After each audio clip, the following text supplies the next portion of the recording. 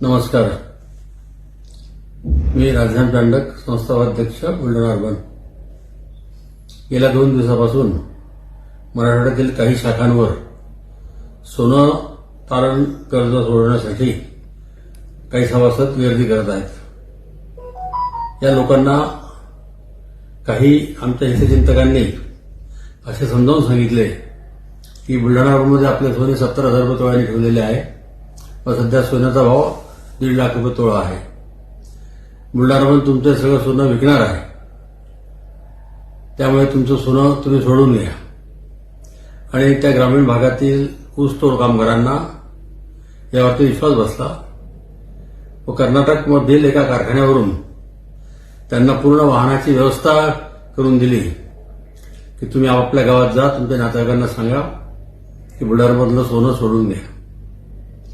मराठवाड्यामध्ये प्रत्येक शाखेवर जितकं डिपॉझिट आहे त्यापेक्षा डबल गोल्ड लोन आहे. म्हणजे आमचे स्वतःचेच त्या ठिकाणी जवळपास 400 कोटी रुपये अटकलेले आहेत. त्यामुळे कोणीही म्हणजे डिस्टर्ब होण्याचं कारण नाही, कारण की आम्ही आपलं संस्था इतकी मोठी आहे की ना आम्ही आपलं सोनं विकणार आहे काहीच नाही. आपण ते तारण ठेवलेलं सोनं आहे, आपण केव्हाही घेऊ शकता. संस्थेची आर्थिक परिस्थिती अतिशय उत्तम आहे.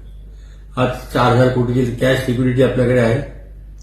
3,000 रुपयाचं मालमत्ता संस्थेची आहे. 1,500 कोटी रुपयाचं वेअरहाऊस लोन आहे आपल्याकडे. आणि बाकी कर्ज आपलं 100% सुरक्षित कर्ज आहे. आणि बुलढाणा अर्बनचा एनपीए फक्त 2% आहे.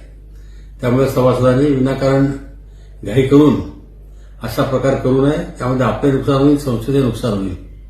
माझी सगळ्यांना एकदा कळकळीची विनंती आहे की आपण सगळ्याच गोष्टीचा गंभीर विचार करावा, बुलढाण्याची आर्थिक स्थिती बघावी आणि नंतरच काय तो योग्य निर्णय घ्यावा. धन्यवाद.